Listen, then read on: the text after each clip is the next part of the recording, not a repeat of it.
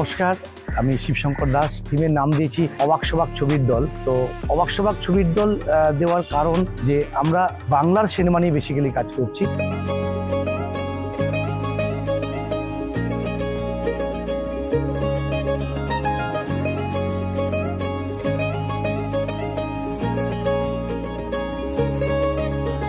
Film তৈরি করতে গেলে তার যে পেছনের মানুষগুলো, যারা একটা আমরা হয়তো প্রোডাক্ট দেখি, একদম গিয়ে লাস্ট ফিনিশ দেখি একটা সিনেমা দেখি, কিন্তু সিনেমার পেছনে অনেক কাহিনী থাকে, অনেক ঘটনা থাকে।